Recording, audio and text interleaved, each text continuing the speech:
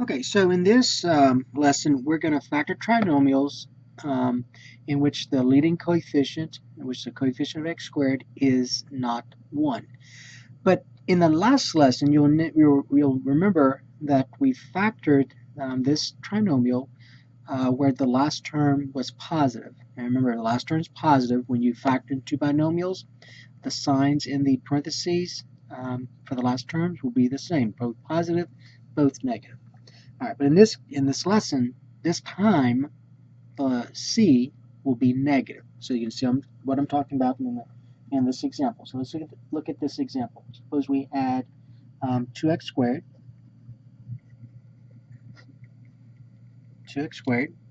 that's an x, minus 9x minus 5. All right, suppose I want to factor this. Okay, so notice this time the last term is negative. My constant, remember the constant, that's a constant. The constant is negative 5. Now, just as before, always look for GCF first of this polynomial. Your GCF is 1. So I'm going to go now to two binomials. And just like the previous lesson, you're going to use FOIL and trial and error. All right, FOIL and trial and error. All right, so let's do the F first. Two factors, I need two factors whose product is 2x squared. Since 2 is prime, there's only one possibility, 2x and x. All right, so 2x times x is 2x squared, so far my F is okay. Now let's go to the L. Okay, so remember how we talked about this in a few lessons back with what I'm about to talk about. So I need two factors to the last term, going to the last. I need two terms, so two factors whose product is a negative 5. So in order to get a negative, okay, in order to get a negative,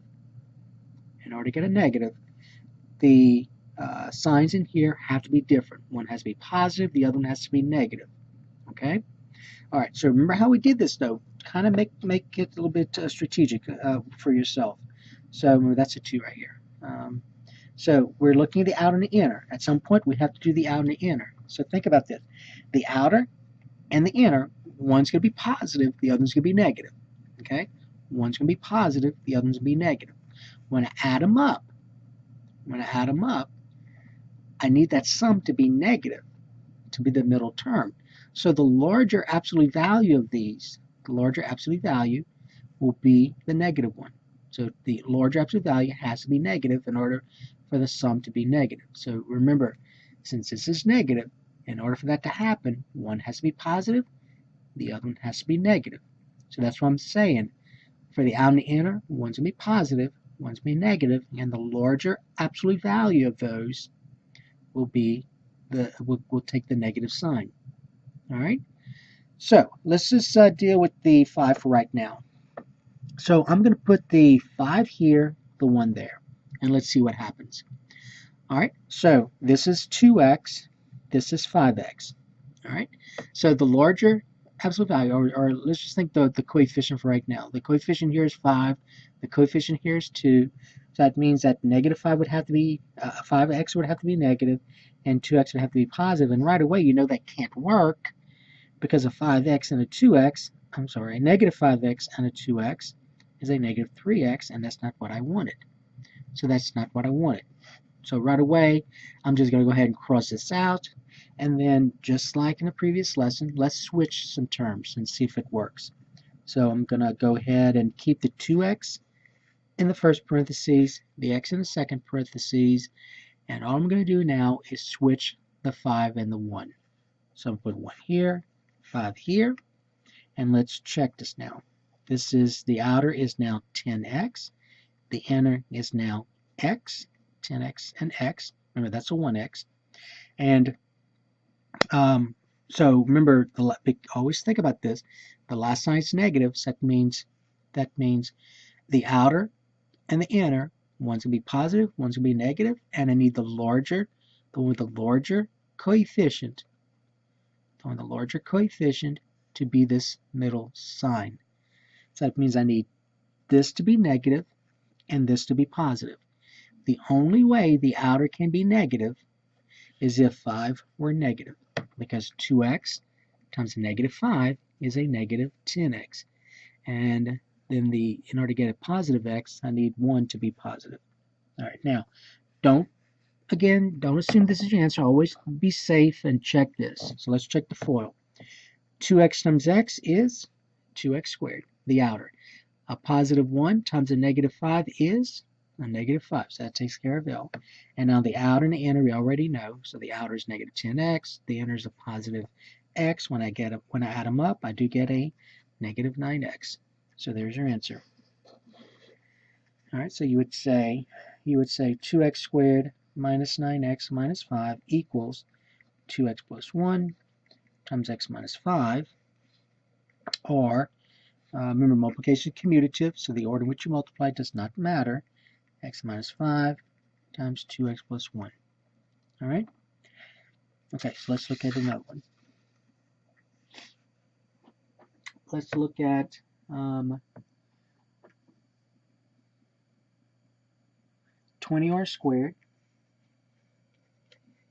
All right, so 20r squared plus 27r minus 8. So 20r squared plus 27r minus 8. So again, the last sign's negative. Now, first of all, the GCF is 1. So I'm going to go ahead and factor this as two binomials. The last sign's negative. That means that these signs in here are going to be different. One's going to be positive, one's going to be negative. And remember, I want the outer and the inner, the one that has a larger coefficient, to be positive. I need it to be positive. All right, so let's first of all talk about 20. The coefficient of r squared is 20. So let's talk about 20r squared. The possibility for 20r squared, using FOIL again, the possibilities of 20r squared are 10r times 2r, 20r times r, 5r times 4r. Okay, so let's just go ahead and use this one for right now, the 5r and the 4r, see what happens. So I'm going to put the 5r here, the 4r here. It does not matter. You could put the 4r here if you want to. It does not matter. All right, now let's look at 8. Possibilities for 8 are 4 times 2, 8 times 1. All right, so let's try 4 and 2. Now, though, remember, this is really a negative 8. So if you think about it and you put a negative 8 there, then you would have to say negative 4 times 2, negative 8 times 1, or you could say 4 times a negative 2, or 8 times a negative 1. All right, so you can, if you put the negative 8, this is what you would have to think of. All right, so let's just do with 8 though for right now. Let's just do with 8. 8, I have 4 times 2, 8 times 1, and then I'll deal with the sign later. All right, so let's put the 4 and the 2 in certain places. Now I want you to think about this. If you put the 4 here, right here, all right, so you need to be strategic. If you put the 4 here, and let's say I make this the positive one, you'll notice that I can factor out a 4 from here. I can factor out a 4.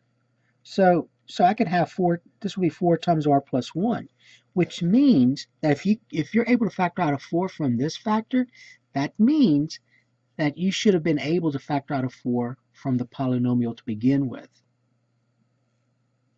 And remember, the GCF of this is 1.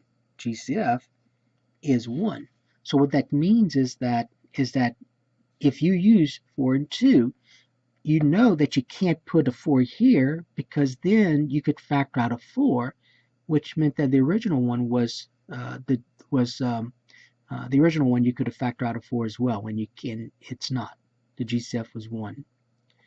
So that means that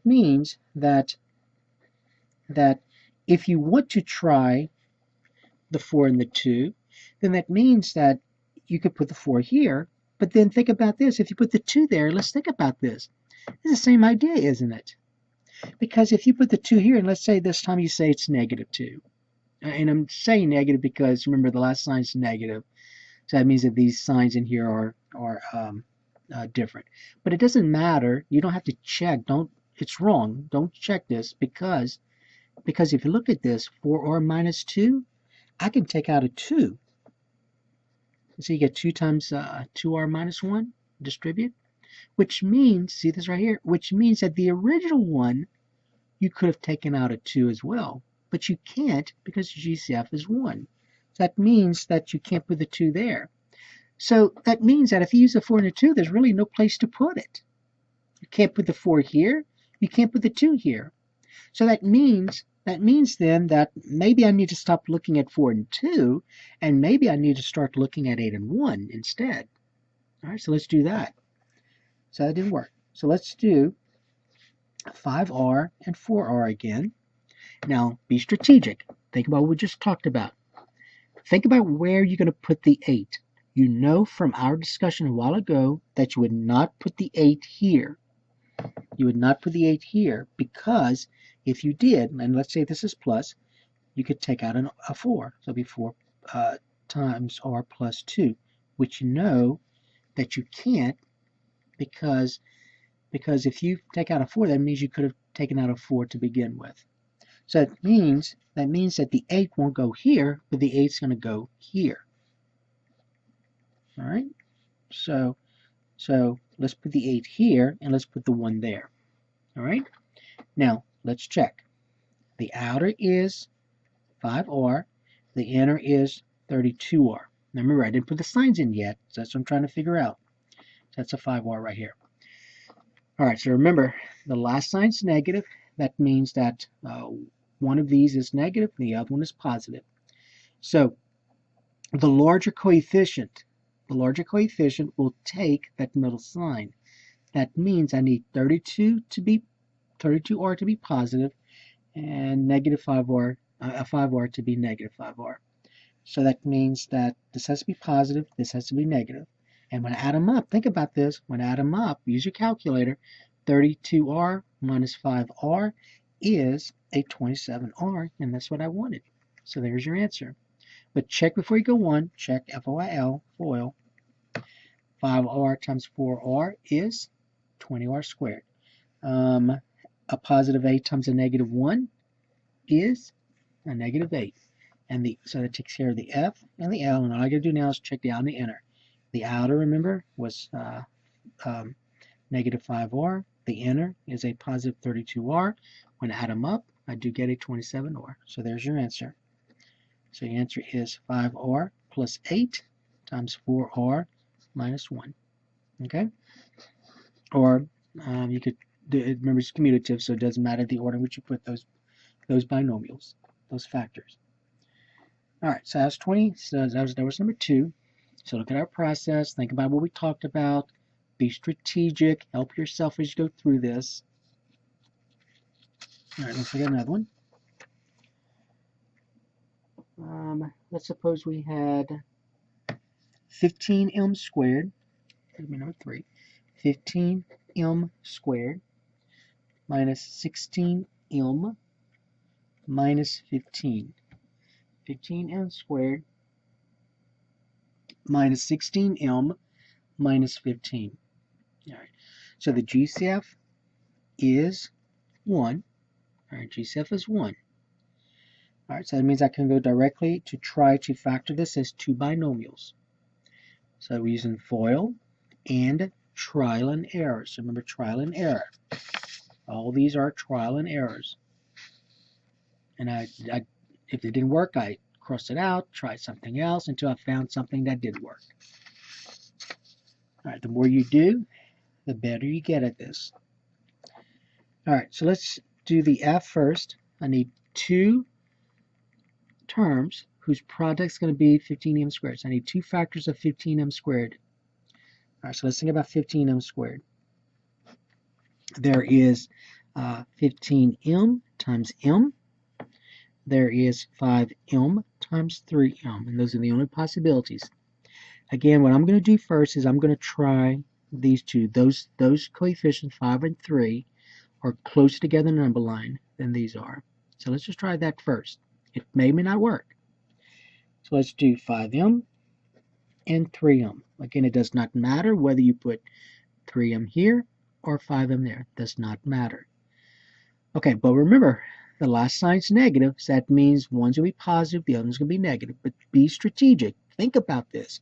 Think about your outer and inner. Go through that process. Think about those words. All right, so let's think about 15. I'm just going to do 15. Even though the constant's a negative 15, let's just look at 15 for right now. But again, the constant is a negative 15. The possibilities for 15 are 5 times 3, 15 times 1. And I would go ahead and try the 5 and the 3 first. All right, now I want you to be strategic.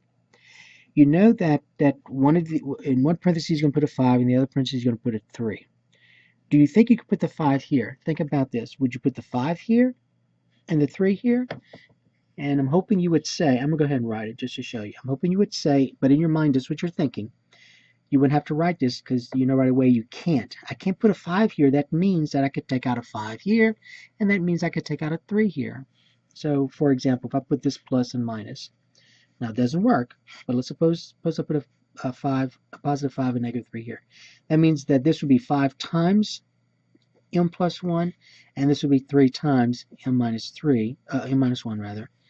And then that means that 5 and 3 is 15, which means that I could have taken out a 15 from all of these, that all of these terms have a common factor of 15, and the answer is they don't because the GCF is 1. All right, so I'm still going to keep everything that I'm still keeping the circles, the ones that are circled. All right, but I know, remember this is how we started. I know that 5 can go here because of this reason right here, and I know that 3 can go here because of that reason. So that means in your mind, you know that I can't put the 5 here, so that means I need to put the 5 here, and that means I need to put the 3 here. All right, now let's do the on the inner. If I put the signs in here, because I know this is really a negative 15, before I put the signs in here, let's think about the outer. The outer is a 25m. 5m times 5 is 25m. The inner is a 9m. And remember, I need the larger of these to be negative. My middle sign right here to be negative. And the 9m then needs to be positive. Before I go on, though, let's check. Use your calculator. Use your calculator. 9 minus 25 is a negative 16m. So 9m minus 25m is a negative 16m. And that's what I wanted. So now I need to put the signs. In order to get a negative 25m, this 5 needed to be negative. And in order to get a 9m, this 3 right here had to be positive. And there's your answer. All right, but again, let's do the FOIL. Let's check it. 5m times 3m is 15m squared. Let's do the last. Positive 3 times negative 5 is negative 15. So my last is okay. My outer, that's this right here, and it turned out to be okay as well. So there's your answer. So 15m squared minus 16m minus 15 equals 5m plus 3 times 3m minus 5. All right. Okay, number 4. Let's try, let's see.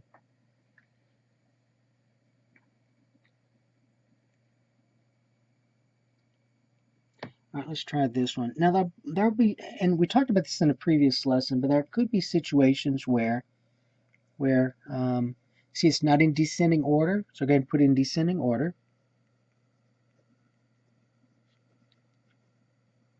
Put in descending order. And so if I put this in descending order, remember descending order means put the term, so there's one variable, put a term to where the larger exponent is listed first.